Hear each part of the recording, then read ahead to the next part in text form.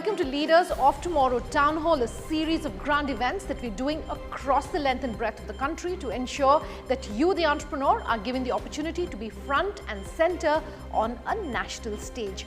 I'm Sunanda Jayaseelan. Tonight, we're bringing you highlights of a panel discussion that we did in Bangalore, talking about driving health, hope and growth for startups in the new normal. What does the new normal look like? What should entrepreneurs do when it comes to ensuring they're back on the track of growth? All of that being discussed on this panel. Take a look at some of the highlights.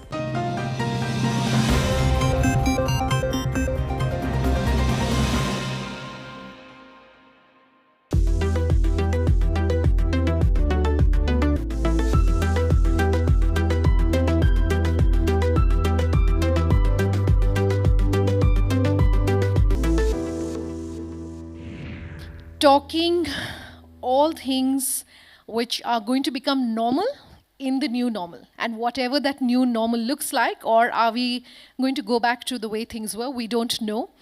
But what we perhaps do know is how things have changed over the past year and a half. And I want to start there. Latest data shows that Bengaluru has about 16,000 odd startups. And we're counting, the large ones, of course. And over the past year and a half, while everyone does refer to Bangalore as the startup city and the startup capital in the Silicon Valley of the country, my question is, what has changed? And we have two very, if I can call it, diverse perspectives. We have an entrepreneur and we have someone who watches the space very closely as an investor. So I want to really understand for our entrepreneurs this evening, if you can talk personally and help us understand what has been perhaps the biggest change that you have seen over the past year and a half. How have things really changed during the pandemic? What has brought about the change? Perhaps I could first come to our entrepreneur on the panel, Akash. I think all of us can agree that the last 1.5 years has been really, really challenging, right? But I think some of the major things that a tech entrepreneur like me can probably take out of it is that the accelerated digitization or technology adoption that is happening now, right? It's not like India wasn't digitizing at a very fast pace even before the pandemic. If you look at statistics like number of subscribers or data usage numbers, all those were going up year on year. Then I think what's happened with the pandemic is that everything has just been accelerated to such an extent that the pace of technology adoption has probably been brought in 5 years, right? And that's something that we are seeing. Right? Through the pandemic, we've probably seen, in the peak of lockdown, there were times when someone who had never gone online before had to go online to order grocery, right? So that was probably their first experience of the online world, right? And that happened through the pandemic. And that's just one story, right? You've seen, and this is happening across sector, right? You're talking about healthcare, you're talking about education, you're talking about retail. All these industries, no matter what the sector, all of them have started adopting technology at a much faster pace than before, right? So I think that was one big takeaway for me as an entrepreneur. And I think that's going to continue into the future. We are going to see, from a VC perspective, from an investor perspective as well, businesses which are leveraging technology. I'm not saying the business needs to be a technology business. There are plenty of businesses out there which are not technology businesses. But if you're not, leveraging technology, right, to see what are the improvements you can get out of technology, be it, reducing cost, increasing revenues, improving the customer experience, I think you're going to be a laggard, right? Yeah. You've raised some interesting points. I want to come back to 2 or 3 of the things that you've just said. But Nruthya, I want to give you the chance for your opening comments as well. Personally, what have been some of the biggest changes that you've seen? No, absolutely. I mean, the question would rather be what hasn't changed, right? Like I was mentioning just before when we were talking about it, the way capital flows and the way deals are done have completely been disrupted. We have, as I was joking, about half of our investments since the pandemic began, we don't know how tall our entrepreneurs are because we've never met them in person while making the deal. This has also led to enormous influxes of global capital because, again, borders have just collapsed on themselves. The the deal making is happening online. There is conviction being built entirely through Zoom, right? So that has completely changed the capital landscape of India and where and what you can access out of here. On the entrepreneurship and what we're seeing in the technical evolution front, just piggybacking off of a point that they made, I think technology and the adoption of that has suddenly become far, far more inclusive, to the point of like it was just a necessity to go online. But we also want to look at technology that is for the first time being built for actual India, right? So up until now, the market of India has always been restricted to its top few cities with a little bit of expansion into tier 2, and that's about it. But the explosion of consumer behavior across media consumption, across e-commerce, etc., has penetrated far beyond into tier 3, tier 4. We're seeing gaming explode across the entire country and literally all the way into what we used to traditionally call Bharat. So for the very first time, there are companies and phenomenal entrepreneurs stepping up to build what the internet could look like if built actually grounds up for India and the real India. So I have several examples if you would like to talk about that. Yeah, later. and I definitely want to talk healthcare, and you were saying Bharat. That's another thing that we should discuss when we're talking new normal, of course. But you were talking about the retail space. In the developed world, what perhaps we're seeing is less and less dependence on the brick and mortar world. Retail has changed, of course. What lessons does that perhaps have for India? Should we be aspiring towards a cashless society like we're seeing happening across the world? Is that desirable for a country like India, given our unemployment rates, given just the structure of our society? And if not, what are perhaps some of the lessons that we can learn from what is happening globally, and how can we ensure we're only taking the best of those, perhaps? Nruthya, to you. So I'd almost flip it. So at 314, we're really, really bullish about India. I believe the world can learn a lot from what we're actually developing here. It's traditionally always been a test bed, even for companies like Uber and Amazon. You've seen them throw playbooks out the door in order to grow into a country as unique as India. But as far as retail and, in fact, in fintech, in cashless payments, I think we are far, far, far ahead. In fact, there is this phenomenon of leapfrogging. So India and several other economies like us have the benefit of, for instance, entirely skipping almost desktops and laptops and going straight to phone and smartphone data being incredibly cheap, and some of our data consumption being the highest in the world. Similarly, in fintech and financial services, we've seen us go from cash, completely cut out plastic, which is credit cards, and leapfrog directly into all mobile payments. The infrastructure that the government's also enabled with UPI and the layers that they're being put on it, like recently, they're looking at credit over UPI and all of that. So that is going to bring India into a complete, almost like pole position in what is possible in financial services and fintech. And to your point, it's actually increased access as opposed to decreasing it. The availability of credit to consumers, to your point, even those who are unemployed, being able to manage this, personal finance solutions, the ability to invest in the markets, all of that is exploding in a way that I honestly feel that the eye should be turned towards India and less towards the West and what we can bring here. That's just my take on this. How has your industry changed? Akash, what would you like to tell us? So if you look at the supply chain, global supply chain industry, I think the pandemic has shaken it up to the roots, right? There was an over-reliance on China, and certain nations in Southeast Asia, majority China, and then what large MNCs have realized that they can't bank on China as the only sourcing partner for the world, right? So they had to go about and see where can they move their bases to. Right? India seemed like one alternative. Vietnam, obviously, was another alternative. Right? So in that sense, I think for the supply chain industry, it did benefit us, ShakeDeal per se, because we were a beneficiary of this notion of moving supply chains or reducing dependency of your supply chain in China. Right?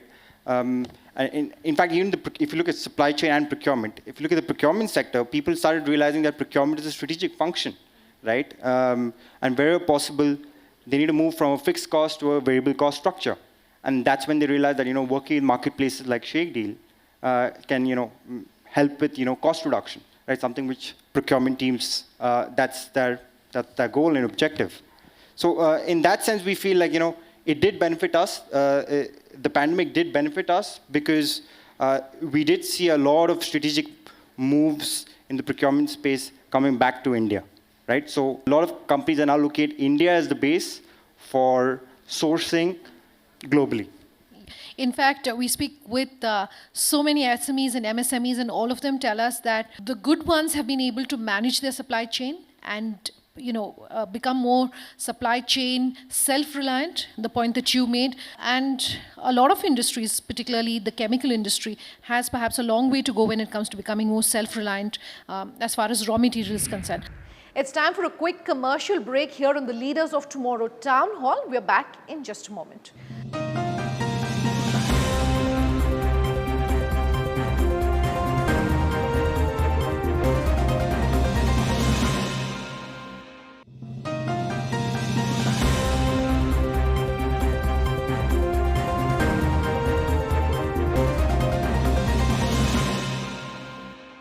Welcome back. You're with us here on Leaders of Tomorrow Town Hall. Tonight, we're bringing you highlights of a panel discussion talking about growth in the new normal for entrepreneurs. We were in Bengaluru. Take a listen.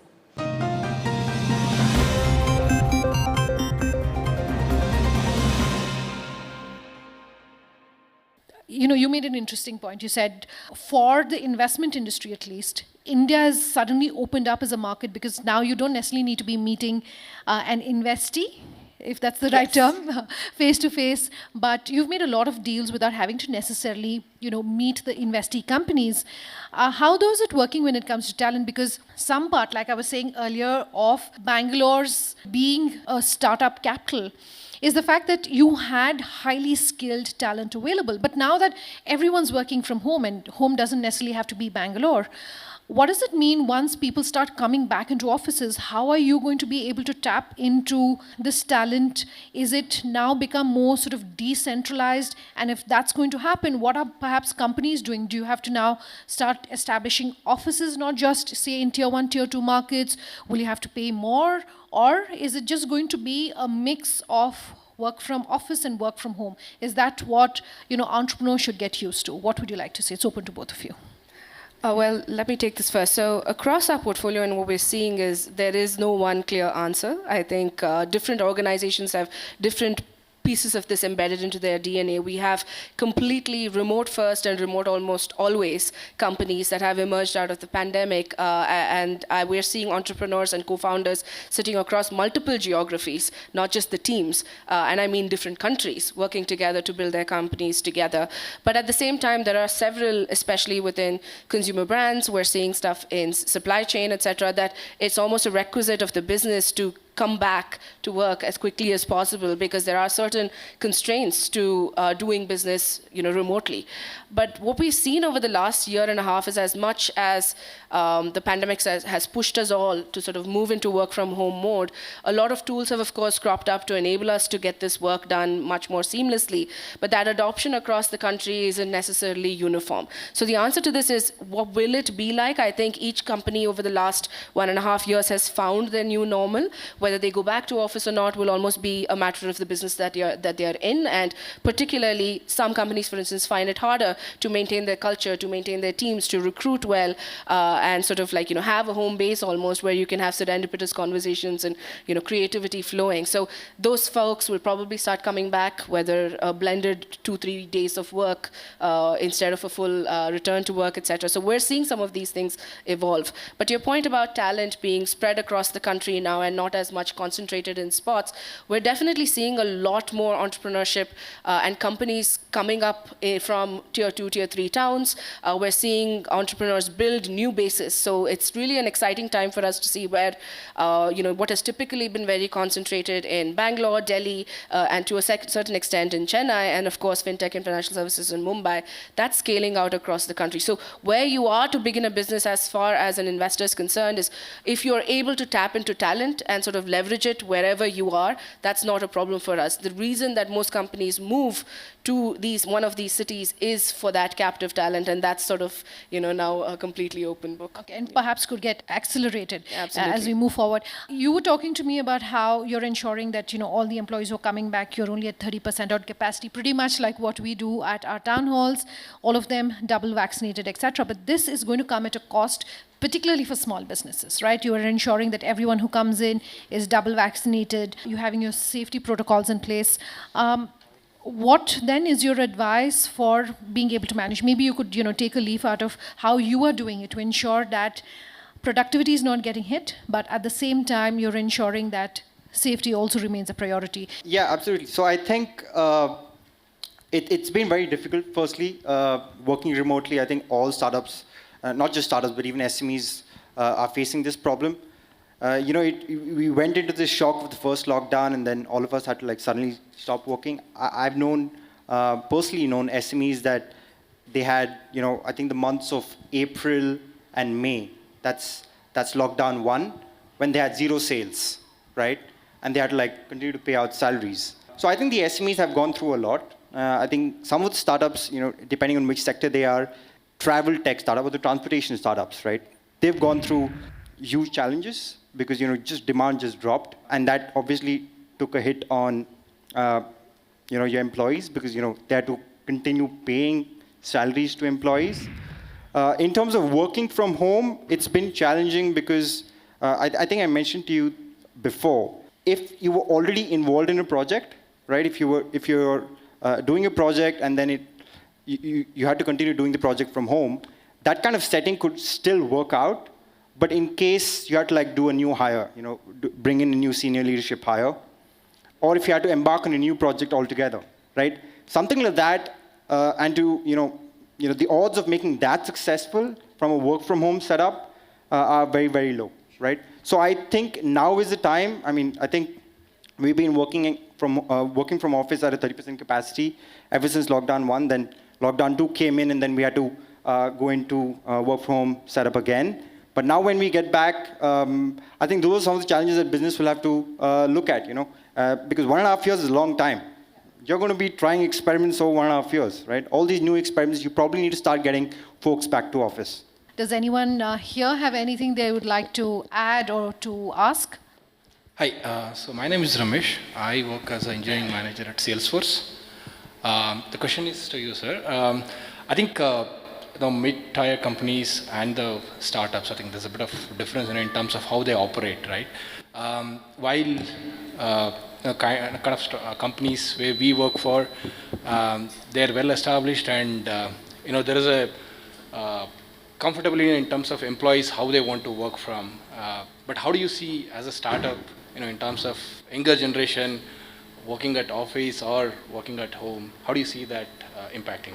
So to answer your question, you work at Salesforce, so that's a multi-billion-dollar company based out of the US. I think in terms of dealing with the pandemic, you guys would have probably done a phenomenal job in terms of just having all the safety protocols in place and all of that. For an SME, I wouldn't even say a startup, because a startup which has probably had the good fortune of going out there and raising external funds, institutional funds, venture capital funds, I don't think there's probably too much difference between a Salesforce, what a Salesforce can do for its employees and what a funded startup like us can do for our employees. I don't see much difference there. I think obviously the HR policies of Salesforce would be a lot more advanced, than a younger startup like ours. Ours would probably improve over time, but I think, I think Nruthya would probably back me on this. A lot of these funded startups and the VCs who are backing them have really gone out of the way to ensure that the last 1.5 years, which has been a testing period for not just startups but also the founders and the employees, they've backed them through it. And in terms of you see that through the policies as well, right? And in fact, data shown that for a small company, nearly 1/3 of their operating costs are because they are, vaccinating employees, they're vaccinating perhaps the extended families of employees, and that's a huge cost. And a lot of small businesses, in fact, are asking if the government can, in some sense, subsidize these costs, because it comes down to being a working cost. So that was just in continuation to his point. I'm sorry, you were saying something?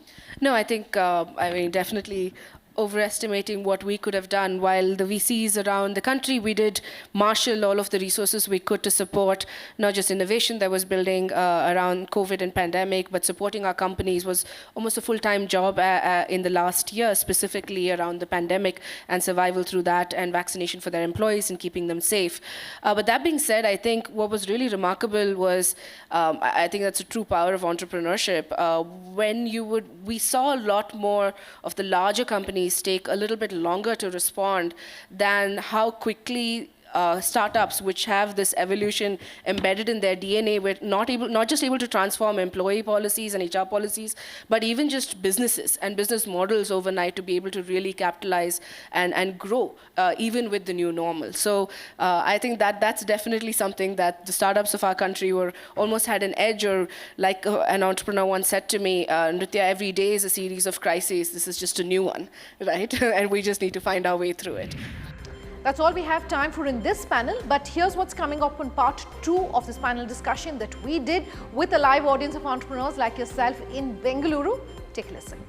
I don't think much has changed in terms of fundraising. I think Nruthya alluded to it before, that I think the new age of entrepreneurs, the new breed of entrepreneurs that we're seeing are actually very, very mature, very capable, and very brave in the kind of risks that they're taking and the kind of problem statements they're going after.